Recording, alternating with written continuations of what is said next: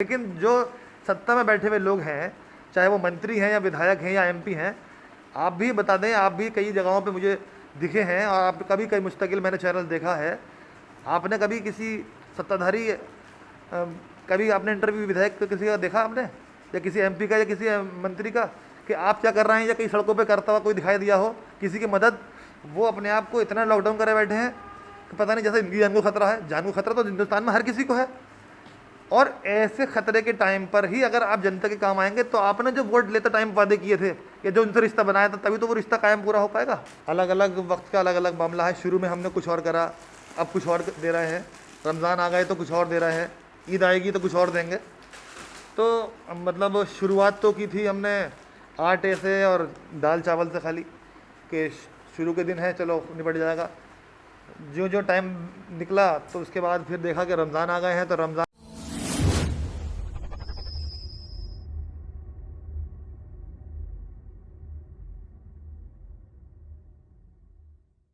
Corona virus के बढ़ते प्रकोप के साथ पूरे भारत में लॉकडाउन 3 लगातार चल रहा है।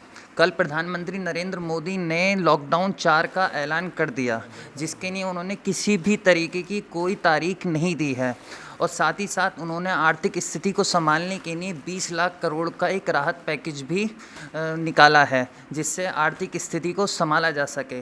लेकिन ज़मीनी स्तर पर देखें तो अलग अलग समाज के लोग, अलग अलग पार्टियों के लोग अपने स्तर पर समाज को आर्थिक मदद पहुंचाने का काम कर रहे हैं। इस वक्त मैं मौजूद हूं संभल में, जहां से विधायक नवाब इकबाल के सुपुत्र लगातार लॉकडाउन 1 से लोगों के घर सामान की सामग्री पहुंचा रहे हैं। लोगों को जिन लोगों की आर्थिक स्थिति कमज़ोर है, उनको लगातार सामान मुहैया करा रहे हैं।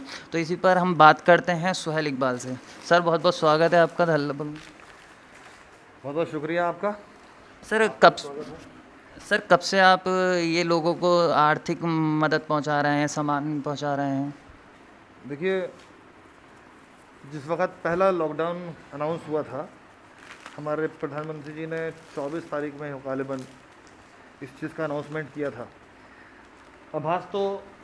इस चीज़ का आभास तो बहुत पहले हो गया था कि ये एक परेशानी आने जा रही है, और बहुत बड़ी परेशानी है। विश्व, चाइना से लेकर रशिया, जापान और अमेरिका, तमाम दुनिया इसके जद में है। तो इतनी बड़ी परेशानी बन जाएगी, इसका अंदाज़ा किसी को नहीं था। लेकिन हम तो पहले दिन से ही मुस्तकिल, क्योंकि हालात इतने ख़राब हैं हिंदुस्तान के, मुस्तकिल हम लोग, क्योंकि यहाँ पे ज़्यादातर हिंदुस्तान के अंदर किसान लोग रहते हैं, रोज़ाना कमाई करते हैं, रोज़ाना अपना जाना बच्चों को पेट भरते हैं। तो हम तो पहले दिन से लगे हुए हैं खिदमत खल्क के लिए, अल्हम्दुलिल्लाह। सर, कितने लोगों को आपने अब तक सामान पहुंचा दिया होगा आपने अपने विधानसभा क्षेत्र में? देखिए, ना हमने कोई नाम लिखे हैं, ना हमने इस तरह कोई क्राइटेरिया बनाया है कि हमने कहाँ भेज दिया, कहाँ नहीं भेजा। हमें याद है अच्छी तरीके से हम क्या काम कर रहे हैं। बहुत से हमने क्षेत्र के अंदर काम किया है। शहर के तकरीबन हमने 90% इलाकों के अंदर जितने भी हमारे रिप्रेजेंटेटिव्स काम कर रहे हैं हमारे, और साथ ही साथ हमने पूरी एक कमेटी बना रखी है अपनी, जो इस वक्त कोरोना वॉरियर्स के नाम से हम लोग अपना आपस में संबोधन करते हैं। एक ग्रुप बना रखा है जिसके अंदर मुख्तलिफ मोहल्लों के अलग अलग नाम हैं, जो ज़िम्मेदार लोग हैं, जो हमारी टीम के लोग हैं। उनके ज़रिए हम लोग जानकारी मिलती है, तो जैसे जैसे जानकारी मिलती है उन तक उनको ज़रूरत की चीज़ें पहुंचाते हैं।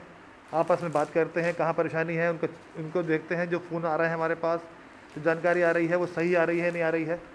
और अगर आदमी परेशान होता है, हालांकि परेशान कौन नहीं, परेशान तो सब हैं, लेकिन ऐसा ना हो कि डबल ट्रिपल मिल जाए और जो आदमी वाकई परेशान भूखा है उसे ना मिल पाए। तो हर घर में राशन पहुंच जाए, कोई भूखा ना सो पाए, कोई प्यासा ना रह जाए, ये देखते हुए हर तरीके की मदद संभल के जाबाज लोग इस वक्त कर रहे हैं। और मैं आपके माध्यम से उन सभी जाबाज लोगों का, जो ऐसे मुसीबत के दौर में एक निवाला ही चाहे वो अपने पड़ोसी को दे पा रहे हैं, मैं उन सब का शुक्र अदा करता हूँ। और यही जज्बा हिंदुस्तान को आगे को लेके जाएगा, और यही हिंदुस्तान आगे को दोबारा से, जिस तरीके से हम लॉकडाउन से पहले रहते थे, दोबारा से उसी तरह से हम रहने में कामयाब हो पाएंगे। ये जो सामान है, जो आप यहाँ आर्थिक मदद कर रहे हैं, तो ये समाजवादी पार्टी की तरफ से आपको कोई फंड मिला है, या आप अपने स्तर पर ही ये सामान लोगों तक पहुँचा रहे हैं, या अपने ही मतलब अपने रेवेन्यू से, या अपने पैसों से, या फिर पार्टी की तरफ से पहुँचा रहे हैं? देखिए, ये जो आपदा है किसी एक पार्टी के लिए नहीं है, ये विश्वव्यापी आपदा है। इसको हम किसी झंडे के नीचे या किसी धर्म के नीचे या किसी समाज के नीचे लेके आएंगे तो ये बड़ी घटिया हरकत हो जाएगी। हर एक नागरिक, चाहे वो छोटा है या बड़ा है, इतना ही जिम्मेदार है और इतना ही अफेक्टेड है। जो मेरे बस में है वो मैं कर रहा हूँ, जो मेरे पड़ोस के बस में होगा वो कर रहा होगा। ऐसे ही शहर के अंदर और पूरे हिंदुस्तान में ही अलग अलग सूबों के अंदर बहुत से हमारे जाबाज लोग जो अपनी जान की बाजी लगाने के बाद घर से बाहर निकलकर और लोगों तक पहुंचना, राहत सामग्री पहुंचाने का काम कर रहे हैं। क्योंकि देखिए, कोरोना से मरे ना मरे आदमी आज या कल, लेकिन इस भूख से घरों के घर बर्बाद हो जाएंगे, पूरी हिंदुस्तान ख़त्म हो जाएगा। क्योंकि इतना लंबा लॉकडाउन हो गया है, इतना लंबा हमें पॉज कर दिया गया है कि लोग अब जो हैं, जो रखा पूंजी थी वो सब ख़त्म सा हो गया है। और अब जो एक नॉर्मल रेंज के लोग थे, जो जिनके घर में 50-60 हज़ार लाख रुपए रखते थे कभी, आज उनके यहाँ भी बिल्कुल खाने पीने को नहीं है।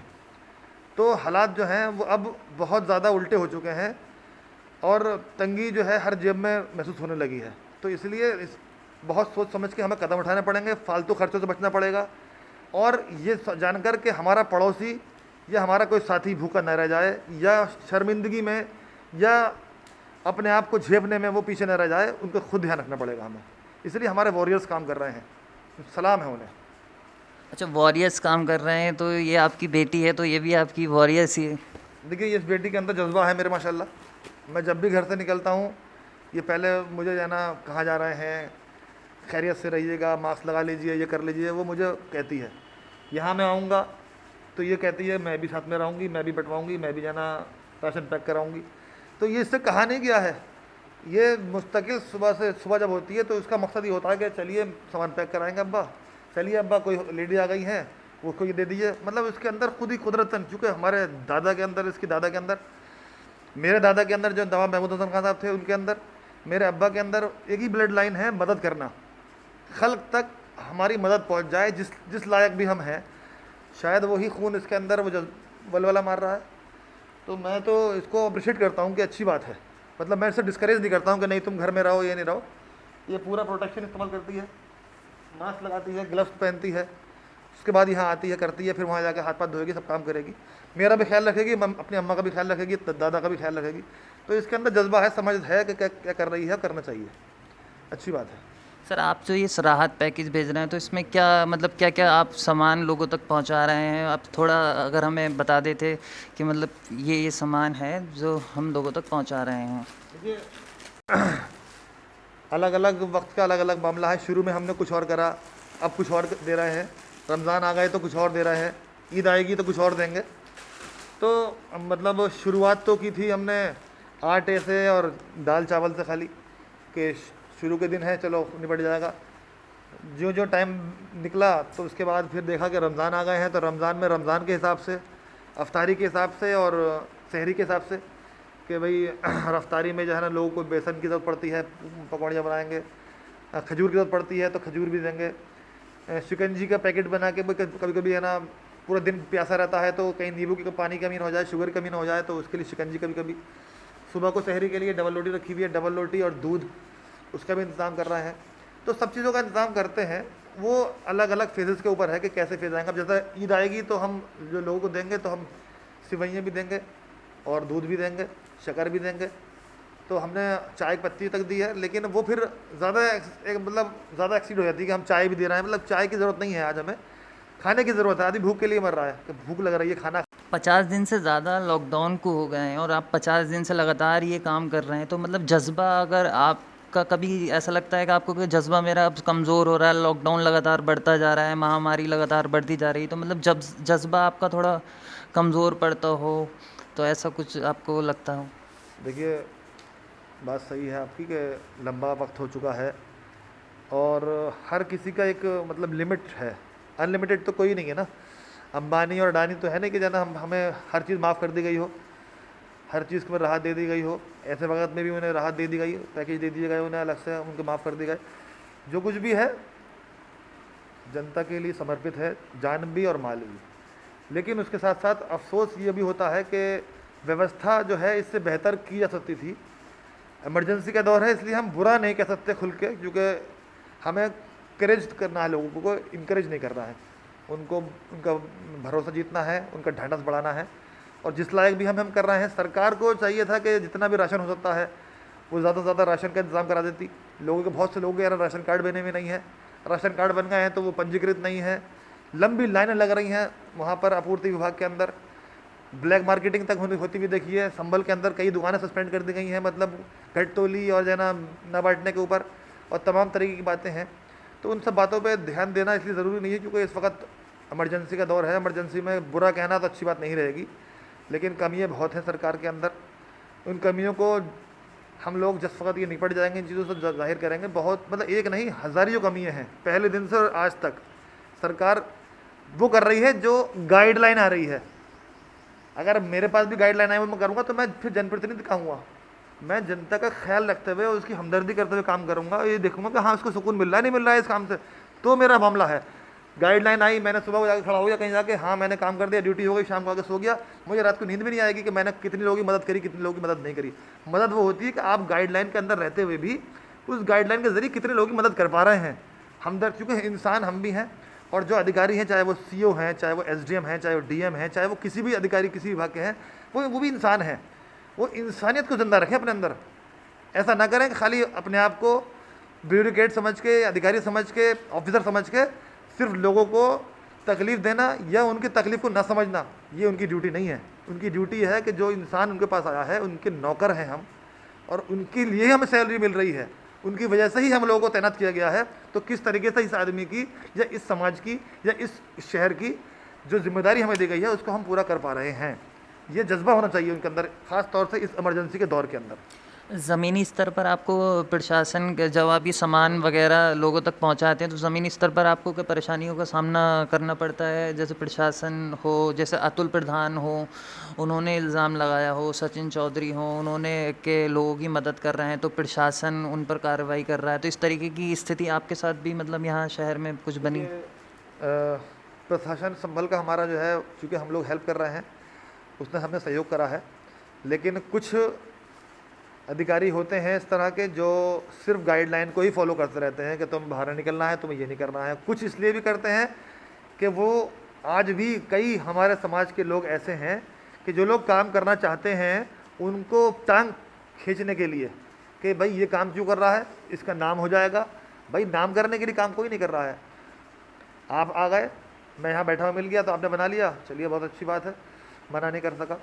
लेकिन जो लोग काम कर रहे हैं उनको कुछ लोग जानबूझ के टांग खींचने के लिए कि बोले ये बाहर क्यों निकल रहा है, इसकी एफआईआर करो, इसके ऊपर लॉकडाउन का मुकदमा लगाओ, इसके लिए ऐसा करो, ये हम करेंगे तो हम भी निकलेंगे। मतलब प्रशासन के ऊपर दबाव बनाना सियासी कि हम ऐसा करेंगे वरना तुम इनके साथ ऐसा करो। मेरे सामने हो चुका है, मेरे साथ हो चुका है। हम गाँवों में गए, हम शहरों में गए, हम क्वारंटीन सेंटर्स में गए, वहाँ जाके व्यवस्था देखी जो हमारी जिम्मेदारी बनती है। और ये प्रधानमंत्री जी ने खुले तरीके से कहा था कि इस लॉकडाउन के अंदर जो प्रशासनिक अधिकारी हैं, जो पुलिस है, जो जो जनप्रतिनिधि हैं, वो लोग आएंगे जाएंगे, जनता का ख्याल रखेंगे। जनता का ख्याल रखने के लिए अब बात हुई सियासी आ जाएगी फिर, जो मैं करना नहीं चाह रहा हूँ। समाजवादी पार्टी के तो काफ़ी हमारे लोग नज़र आए जो लोग मुस्तकिल अपने अपने क्षेत्र के अंदर काम कर रहे थे, लेकिन जो सत्ता में बैठे हुए लोग हैं, चाहे वो मंत्री हैं या विधायक हैं या एमपी हैं, आप भी बता दें, आप भी कई जगहों पे मुझे दिखे हैं और आप कभी कई मुस्तकिल मैंने चैनल देखा है। आपने कभी किसी सत्ताधारी कभी आपने इंटरव्यू विधायक का किसी का देखा आपने, या किसी एमपी का या किसी मंत्री का कि आप क्या कर रहे हैं, या कई सड़कों पे करता हुआ कोई दिखाई दिया हो किसी की मदद? वो अपने आप को इतना लॉकडाउन करे बैठे हैं कि पता नहीं, जैसे इनकी जान को खतरा है। जान को खतरा तो हिंदुस्तान में हर किसी को है, और ऐसे खतरे के टाइम पर ही अगर आप जनता के काम आएंगे तो आपने जो वोट लेते टाइम वादे किए थे या जो उनसे रिश्ता बनाया था, तभी तो वो रिश्ता कायम पूरा हो पाएगा। तो यही चीज़ है कि अंदर की बातें भी वही हैं, बाहर की बातें भी वही हैं। लिहाजा इस वक्त किसी पर कटाक्ष न करते हुए मैं ये कहूँगा कि जाबाज लोग जो अपनी जान की बाजी लगा रहे हैं, उनसे वो लोग मुतासिर होकर, प्रेरणा लेकर वो लोग भी मदद करने की कोशिश करें। अधिकारी भी उनसे प्रेरणा ले जो लोग जान की बाजी लगाकर और जो है ना लोगों की मदद कर रहा है। हाँ, अगर कोई गलत ढंग से कर रहा है, कानून का दायरा तोड़ रहा है, ज़्यादा ही उत्पाद बना रहा है या फिर भीड़ को इकट्ठी कर रहा है, तो वो गलत है, उसका हम भी विरोध करेंगे। सर बहुत बहुत शुक्रिया हमसे बात करने के लिए। बहुत शुक्रिया आपका, और आपने यहाँ आए और मेरा दिखाने का कोई वो नहीं था, लेकिन जज्बा है, इस जज्बे को और लोग भी अपनाएं जितना हो सकता है। ईद आने वाली है, मैं सभी लोगों को आपके ज़रिए ये पैगाम देना चाहूँगा अहले हिंदुस्तान को कि बहुत बड़ा पर्व होता है हिंदुस्तान का, बहुत बड़ा त्यौहार होता है ये। 30 दिन रोज़े रखते हैं और उसके बाद हम ईद की तैयारी करते हैं, बाज़ारों में जाते हैं। लेकिन आज जब ऐसी इमरजेंसी है तो मैं सब लोगों से यही अपील करूँगा कि इस वक्त कम से कम ख़रीदारी करें, फ़िज़ूल ख़रीदारी बिल्कुल ना करें। अगर आपके पास इतना पैसा है कि आप कपड़े बना सकते हैं तो पहले अपना कपड़ा ना बनाकर अपने पड़ोसी के लिए खाने पीने का इंतज़ाम कर देना, उसकी तकलीफ़ को देख लेना, उसके बाद अपने लिए सोचना। क्योंकि आज इंसानियत को ज़िंदा करने के लिए हम और आप दोनों इतने ही ज़िम्मेदार हैं जितने हमारे सत्ता में बैठे हुए जितने भी हमारे मंत्री हैं या ये हमारे प्रधानमंत्री हैं। और यही हमारे लिए आगे चलकर हिंदुस्तान का नया भविष्य बन के आएगा। ये थे समाजवादी पार्टी के विधायक के सुपुत्र सुहेल इकबाल, जो लगातार समाज के लिए सामान मुहैया करा रहे हैं, गरीब लोगों की आर्थिक मदद कर रहे हैं। कैमरामैन अजीम अब्बासी के साथ मोहम्मद आमिर, शुक्रिया।